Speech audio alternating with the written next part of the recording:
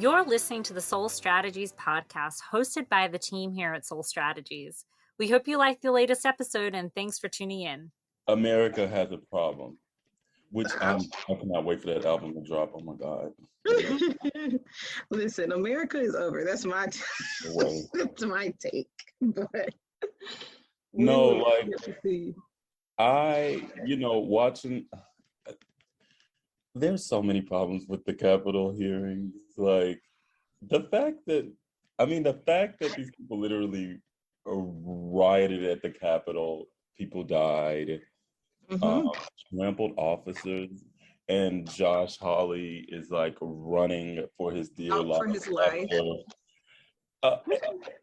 And then just like the whole setup of the hearings, like I feel like people are not, like I feel like the committee leadership is failing Americans in a certain way. Like people are not taking different take. I think the committee, loud ass road, apologies, listen. I think the committee is doing great. I'm scared that the American people themselves are not going to take it seriously. Like that's what I'm scared of. I'm scared that the Republican base. Let me do a brief introduction. Hey, everybody. Today we're talking about the 6th, and we got some good commentary already going. But if y'all just hear us chatting, it's because it's a very interesting topic, and we have a lot to say about it. So we ain't going to do no super long intros today. We're just going to hop right on in, and we're going to dive into everything that's happening.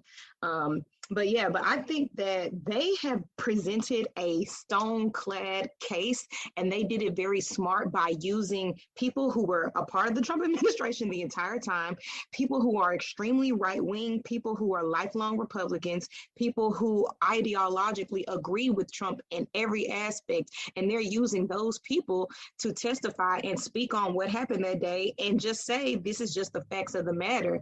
So I think them laying it out that way was very, very smart, because the Trump administration or Trump supporters cannot say, oh, these are just some crazy lefties that they got testifying. No, these are people who some of them didn't resign until January 6th. So they were happily Trumpian people up until then, and they ideologically agree and politically agree with Trump's base on most things, but it's just these people who are saying, listen, an insurrection and ending democracy is a bit too far. And so at this point, it's only so much that the committee can do in this instance. It's like you can lead a horse to water, but you can't make it drink. Like they're laying all the facts to the matter out, and they're telling you this man is psychopathic. He wanted to have his own VP killed, and all of the other things that we'll get into that have been revealed in this trial. But it's just like, if his base or his votership sees all of this evidence, if they're paying attention, if they're not paying attention, we don't know that. But if they hear all of these facts and still choose to vote that way or align themselves with them, then that's just where we are as a country. And I think that's the bigger piece of this conversation is just, I don't think that the voters are unaware or ignorant. I think that they're okay with a lot of this stuff. Mm-hmm. Well, again, I think that we are living like in a tale of two cities, so to speak. But I think for me, the amount of why I think that the committee has kind of like failed in their goal to educate people about how close we were to literally not having any leaders like Donald Trump literally pulling a full-blown coup is because of the amount of time between each hearing and just the fact that this has been stretched out now for like 2 months. And you know what I mean, for an average voter, let's say you are an independent voter, or you are a Republican, or you are a Democrat, but you're just not engaged politically. You are not watching the Capitol hearings, right? Like people are paying attention in certain aspects, and people are by and large moving along with their lives and not even realizing that, like, on that day, we got really well. It was a. I mean, they're saying it's over, right? Like it was a concerted effort to overthrow the government. Like 100%, and that's where the failure of democratic leadership comes in. Because if you look into the people who are going the hardest on the committee, it's the damn Republicans. They are like Liz Cheney is by no means a leftist, baby. She is a lifelong Republican, stone cold right winger, and she has been very aggressive in these trials. And where the failure comes in is the Democratic leadership is not emphasizing this to the base. And not only this, but just as we talk about like the whole political landscape of America, like they are so lackadaisical and they don't have any passion at all around how their entire base or just this whole nation as a whole, because there's going to be people that vote against their best interests are going to lose life as they know it, as far as their rights and their liberties and how they've been able to go about things as long as people have been alive. Like that's where the Democratic Party or the committee is failing. There is just, they are not nailing down, like you said, how serious and this is. Like, it wasn't just like Trump is crazy, we don't like him. It was, he literally tried to get rid of America, and his base and elected officials who back him and think like them are still currently undermining the idea of America as we speak. And that's a really big deal. And even like, because yeah, absolutely, the Democratic leaders have completely failed. I mean, on several fronts over the course of, since January 6th, right? But like, even the fact that Donald Trump is not in jail right now is extremely concerning. Like, exactly. And the DOJ is a Democrat. So it's just like, what are you doing? Right. And so I'm wondering what I know that they're going to, send referrals to the Justice Department, but I mean, even there, we face like a real, like, will we lock up a former president as a country? You know what I mean? Like, how do we do that? That we don't have a precedent for that. So like, what do we do? You know what I mean? But at the same time, this man literally tried to kill. Like, there's no way that I could be a Republican. I could be like a conservative, the most conservative person on the face of the earth, and like, if you try to kill me at work, I'm not going to be like, I'm not going to roll over. Like, I don't understand why. But that's the thing. And it sounds like it's hard for us to wrap our minds around it, but it has gotten me thinking just lately as a whole, like watching everything happen, like watching the Democratic Party be so weak, and then watching Republicans pass all these crazy laws and people like not freaking out about it, or their base still supporting them. And I'm just like, why is that? And it's just because two things are like more important, I'm starting to realize, which I've always kind of known, but two major things are more important to a lot of people than we like to think. And that's their money and their ability to be corrupted. And then just the intrinsic racism and sexism that is this country. It's like people are willing to let a lot of things slide as long as I ain't compared to XYZ, or as long as I can get my money. And that's really how flimsy democracy really is, because now that we're faced with all these things that are just calling a spade, the quiet parts are being said out loud, and we're seeing these reactions not be nearly as strong as they should, it makes you question what really matters to people. Hey, you're listening to the SoleStrategies podcast. Take a moment to listen to some of our esteemed champions and their takeaways from the program. It was very important for me to manage time, and the program, again, helped with the discipline of time and helping with the management of time so that you can actually structure yourself to do that what you desire for your races. For more information, head over to SoleStrategies.com now. And that includes the leaders as well. Like, what do y'all actually care about? Because clearly it's not these things: democracy, freedom, liberty, human rights. It's not these things that you all have said that y'all care about. And that goes for the Democratic Party as well. Although they're not the ones repealing these things, they sure as shit ain't doing nothing to protect these things either. So that just makes you really have to consider, what is it all about? Why are we here? And what are we doing as a country? Yeah, absolutely. It's scary almost, because how do we get back on track, right? Like, I just don't see a way other than really having a full-blown overhaul of representation, of elected leaders, of appointed officials as well, because I think we give appointed officials respect as well. Just a full-blown overhaul, like a full-blown audit, and we should be allowed to hold our country accountable for like those promises, just like any organization would, right? Like, right.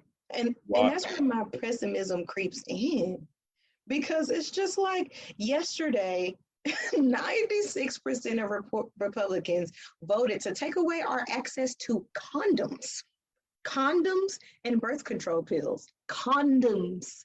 96% of the Republicans in the House. Only eight singular Republicans voted with the Democrats to protect our right to buy condoms. Which is scary. Yeah, it's like, what is that? I mean, and if you know, like we're talking about the real serious potential that Republicans gained the House majority in November. Mm-hmm. What does that look like? You know what I mean? Like, well, what does it look like for the following, you know, like year? Like, what does 2023 look like? What does the rest of our lives look like? And that's why I get so frustrated with our system right now, and especially somebody who has voted Democrat as long as I've, been alive. And then you got to think about the people who vote Democrat forever, the Black people, the brown people, the working class, like all of these people who have supported this party for years and years and years. And it's just like, they are going to allow us to lose this nation as we know it. Mm-hmm. And I have to start to question their motives.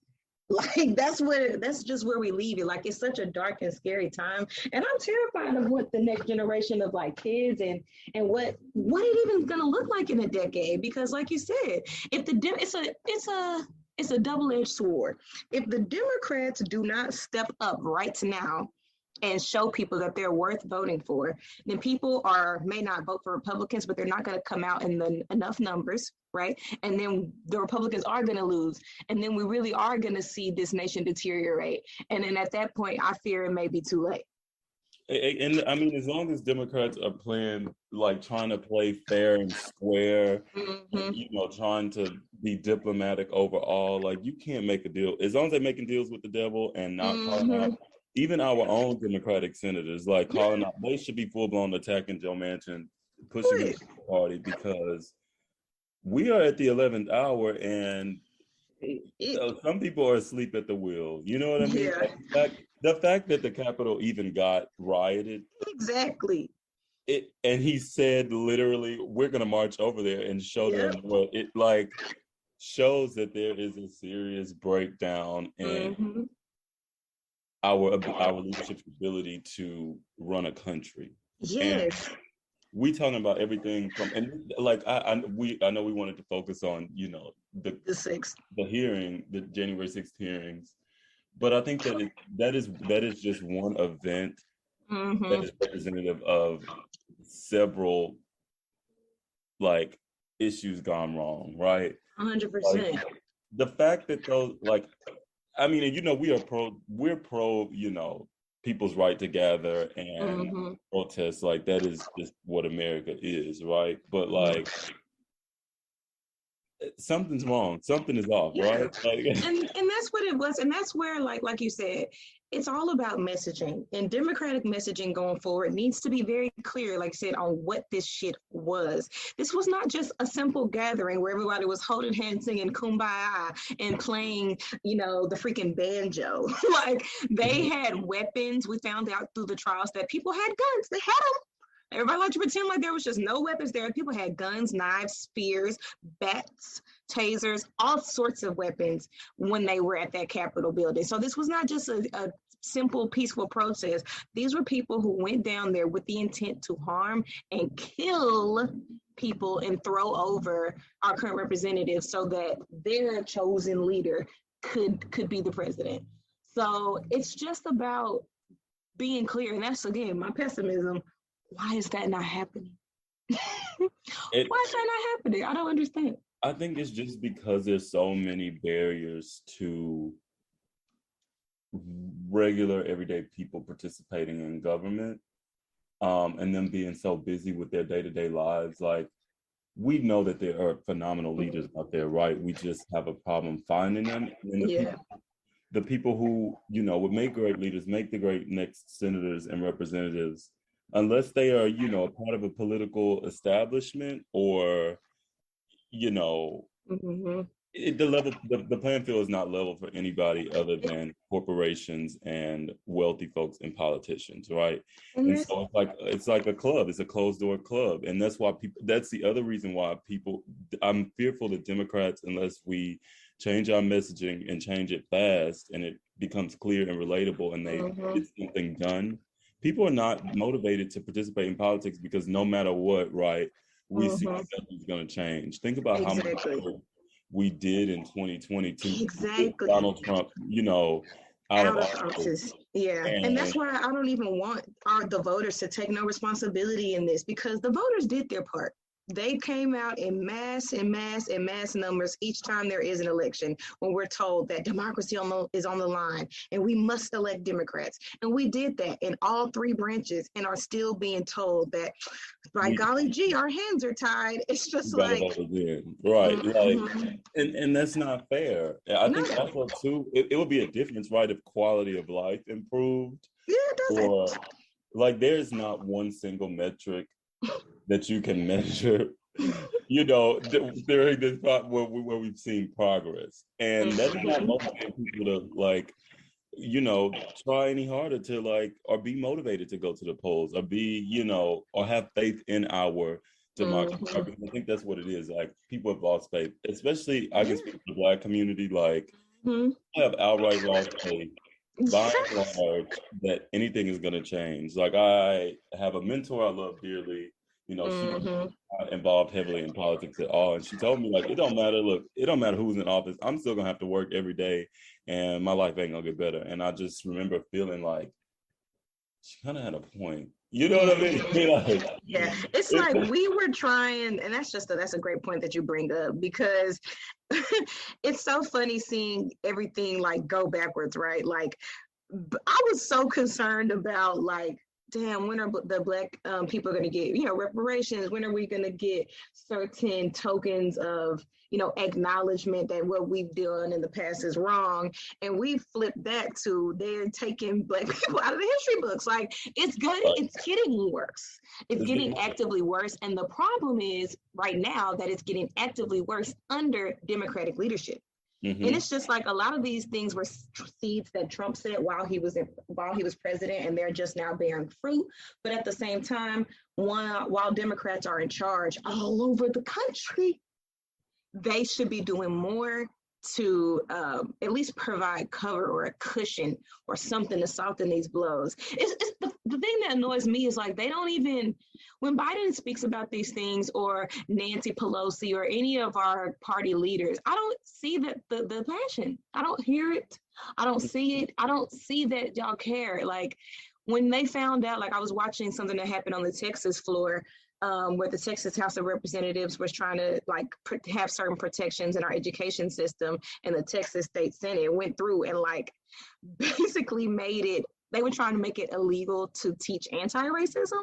And by doing that, they didn't want to talk about Martin Luther King anymore, any historic Black or brown leaders in the nation's history. They wanted to remove that from all the history books, and they were saying they didn't want this to be taught. And this is happening in one of the biggest states in the union. And we can't get somebody to come out and leave a comment and say that ain't cool. Like, that's what I don't understand. It's just like, I understand y'all say y'all may not have a magic wand. It's their favorite thing. We don't have a magic wand. Okay, but you have a mouth and you have power and you have the nation's respect, and you could do that. Yeah, and I mean, they have the pulpit too. Like, at the very end of the day, Democrats have control of all three levels of the federal government. And to just say, oh, we can't do more is unfair to American people. But again, I think because we don't have enough people, everyday people, working class folks participating in office, and by participating in government, and by participating in government, I mean running for office. Like we at this point, we know that the current leadership we have is not going to save us. Their response is not going to be adequate enough, and we need more regular folks. It's like until I don't see a course of change, but I am optimistic though, because I just see the generational. You know what I mean? It's also a generational thing. Well, I feel like future generations are to a large part going to hold our generation accountable for not having done more. You know what I mean? Yeah, and it's true. But, And that's why it's just like, people, when y'all are deciding to run for office, run for the right reasons, and don't let the weight of the run and the sparkly, shiny things that you can get on the other side deter you from the reason that you're running. And that is ultimately to uphold this nation's principles and protect and serve your district, not your donors. And beware of that when y'all are running, and cling to that reason. That's why we always preach here with people that we work with, to find your fundamental why and make sure you explore that and you understand it, because that's what's going to get you through. That's what's going to help you connect to your voters, and that's what's going to help you stay connected to them once you get sworn in, because we see a lot of people that run, right, and it all sounds good and gravy until they get elected, and then they hit a 180. So just being clear on why you're running and holding yourself accountable to the people that got you there is so important. Absolutely. And we definitely need, I mean, you know, we definitely do need people running, and all of the government too, not just like Congress and Senate. I mean, those state rep and state Senate seats, and those city council seats and county council seats are just as important as, you know, those higher up kind of federal roles. But yeah, there we do have a problem. You know what I mean? Like, we have a serious problem. I think that the Capitol hearings is just exposing a little bit of that problem, right? Like, because there's a problem when senators and representatives are walking people through the halls of Congress before they attack it, right? Like, exactly, busting windows out and harming and killing officers ultimately. With the desire to overturn an election, it's scary. Like, think about it. In 2000, I mean, I was young, but nobody was going to storm the Capitol or over 700 votes, 500 votes, 98, whatever it was in Florida. Like, think about how close the election of 2020 was, and there's no comparison. Like, I mean, the amount of anger and frustration is unmatched. And this is a blowout election. That's the other thing. It's like Donald Trump. You didn't lose like with a slim margin. You got swept by Joe Biden, which is extremely hurtful to him. And I hope that he does one day hear this. You lost to Joe Biden, bro. Like, it must be like you lost. Be ashamed. To Joe Biden. Like, I know you was mad because you lost to Joe Biden. That's part of the reason why you tried to, you know, have every representative in America killed when they were certifying the election, including your own vice president, which is like the craziest thing ever to me. Is how we hold Trump Pence flags, literally flags with Trump on it, talking about hang my like, it's just the craziest. Events, man. It's so crazy to imagine that, but like, even his recording of, oh my gosh, when they showed the recording, I was trying. It's like you laugh not to cry because it's so scary. Yeah, like the fact that this man is like on his teleprompter, like, first of all, can't read a teleprompter, and refuses to say the words "the election is over." You know, we lost. Yeah. And you sitting at home, you know, in the dining room for 187 minutes, watching this unfold on Fox News, and people are texting and calling you. That shows direct contempt for the nation, which is, you know, a whole different conversation. But this is really shocking. It's really scary. I'm like, okay, so what does the next election that Democrats win look like? Or the next time is in power? Will we see the peaceful transition, right? And I don't think we will. That's the thing. And if you listen to like a lot of the right-wing media, like I said, they're saying the quiet parts out loud, and they made it very clear. I've literally heard right-wing pundits say, if we get the executive seat again, we're not leaving it, period. We're not leaving it because we're going to have such strong political strategy and we're going to win over the hearts and minds of millions. They mean once we get there, we're staying there by any means necessary. And they're clear about that. And that's why, again, I don't understand the lackadaisical attitude of the Democratic Party, because we're supposed to be the opposition party. We are not acting like ops. We are acting like buddies, pals, besties. Like even yesterday, Nancy, when she was speaking at the house when they were trying to get that thing passed, which they ended up getting passed, she was still saying, "I hope my Republican friends will have a change of heart." Why are you referring to them as your friends? And you know they're enemies at this point. They're not Republican friends. Like, they're trying to take away condoms. Support anything she does just off the strength that she's a Democrat. And I like, yeah, they just are playing so nice. I'm like, is this a joke? Like, is this a prank? Like, are you for real? You know, speaking publicity, like these people don't care about you at all. Girl, I thought of what they did to your desk on January 6th. Okay. Like, why are you trying to make this like we're still in, 70s or 80s when... Right. It's a different time. Like me and Dee, when we went to DC, we met this one woman. I forgot her name, but she worked in politics in like the 80s and early 90s. And she was telling us all these stories. And we were just like, that is not real anymore. There is no such a time where Republicans and Democrats are working on the same committees and they're working towards like the betterment of America. Like that is, I can't even imagine Republicans and Democrats being on a committee that is like the same anymore. Like the common goal of like preserving and protecting people's rights and like making the country better, it's not a common shared goal between the parties anymore. And it's just so interesting just to see how that's even different. Like I just remember like growing up and getting into politics and just being more active. When you heard the arguments, people were both trying to fight for the same things or similar things, but they just had totally different approaches, a liberal approach and a conservative approach. And now it's like the approach is not what's different. The whole goal is different. Like nobody's trying to make the country better or the lives of Americans better anymore. Like that's no longer the goal. And that's an interesting thing just to see progress over like the last 30 years. That's actually a really good, that is so on point. I didn't think of it. I haven't thought of it that way, but totally agree with that stance. Like, there is no partisanship. One party is just laying back, chilling, and the other party is trying to roll back every single right.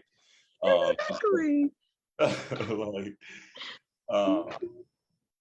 So it's scary. But again, I think until we just have an entirely new slate of elected representatives and appointed officials and like really even understanding of what it means to lead and to, you know what I mean? Like to run a country, that we're not going to see the progress we want to see for quite some time.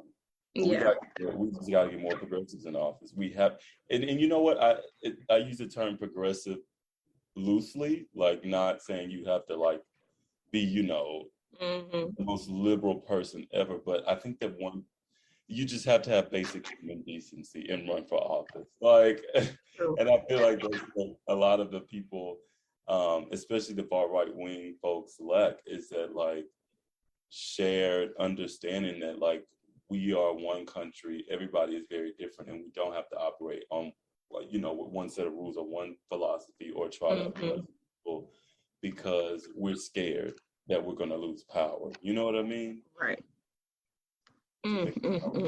Done, but that's a conversation for another time. It is, but you are preaching right now. It's the other thing too. Oh, the reason why I said the committee also failed too, I was mad because I'm like, so y'all really about to go on August recess right now? Like, right. And the thing, it's like they have one thing one way to make this all right, and that is to actually press charges against that man.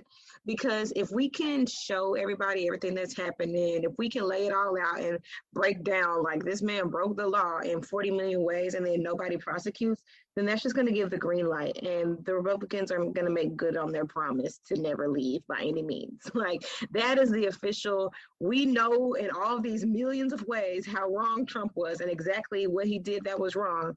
But if the Department of Justice doesn't pursue charges, then what was this all for? Do you think they're going to press charges against him? I don't see it. I don't see think them doing it, but why not is my thing. Like, literally, why would you not? But yeah, I don't see them doing it. I would be surprised.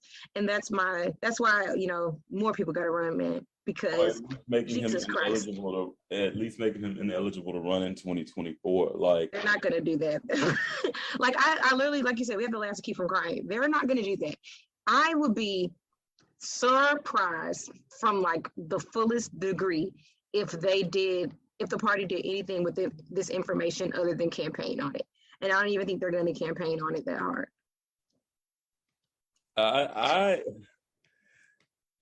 But maybe not. I mean, because if you think about all the people that have gone to jail in Trump's inner circle, all the former representatives, maybe he might do some time. He should go to jail. He should absolutely go to jail for the rest of his life. Like, if you, I mean, the words along directing a crowd and playing English and direct English that march over to the Capitol and show them we're in charge and we're going to take back our country. That is literally telling somebody to go harm somebody. You know what I mean? Like, literally. He should have 200 counts of, like, you know what I mean? Inciting violence, inciting violence. Right. Yeah, we'll see what they do, man. We will see what they do. We have to do it. America Has a Problem Part 2 when our congressional leaders come back from their August vacations. Yeah, definitely. They need to come back and get real serious. I hope that this is my advice to the party. I hope that on this little break that they do some serious soul searching and self-reflecting and have some type of big secret Democrat meeting and really get their shit, put it in a backpack and get it together. Get it together. Because they move. Now is the time. Like, if there was ever a time for them to stop the bullshit, it is now. Right now. Right now. With only how many months left? It's July, end of July. So it's about to be August. So about a good full 3 months left till November. They have 3 months in order to make the Democratic votership give a F enough to come vote. I suggest they get it together. Because the Republicans are the party not in power is always going to have more of a motivation. Exactly. And Democrats are just so tired. Democratic voters are so tired, right? We had to suffer through 4 years of Trump. We had to do that whole 4-year thing. I mean, we had midterms in 2018 and we had to do the 2020 thing, which we thought was going to make stuff better, right? And quite the opposite happened. So I don't know how they're going to motivate voters to get back out to the polls, especially because there's a message disconnect. Like, I mean, you said all the time, we were on the phone the other day, you were like, the Democratic Party has no message. Like, they have no unifying message across all of the elements of our conglomerate party that make people feel motivated or valued outside of election season, right? Yeah. So, like, we have to figure it out. We got to figure it out. It's no more of that talking stuff. That's just talking and saying platitudes and just saying stuff that sounds fuzzy and sounds good. That's over. People's lives are at stake. Literally, they're trying to give trans people the death penalty. They are trying to tell women that they can be killed, but it'll be self-defense for the fetus if somebody finds out that they're going to have an abortion. And let's not forget about all the STDs, HIV, and all the other things that people will be exposed to if these Republican states take away people's not only right to not be pregnant and be forced to give birth, but their right to just protect their bodies and be healthy whenever they're having sex. It's life or death. And that's what the Democrats need to understand. This is not cutesy fun time. This is real life. And it's serious. And I want to see them take it serious. And I think that will help people feel more comfortable voting. 100% agree. I'm scared, but we'll see. I mean, I'm optimistic at the same time, but you feel a little nervousness because it's like, wait, what is going on? Like, I will let you hold the optimism. I am a skeptic. But I encourage people to run. I encourage people to throw their ring in the hat. It would never hurt anything to have more of options for people to vote from. But yeah, I ain't holding my breath, okay? But we gonna see what happens. Amen. Amen. Amen. Amen. All right, y'all. Well, thank y'all for joining us today and listening to us talk about, January 6th, the state of this world. And hopefully we will be on here singing a Happy Mary tune in November, but we shall see. Absolutely. Thanks, guys. Thanks, y'all.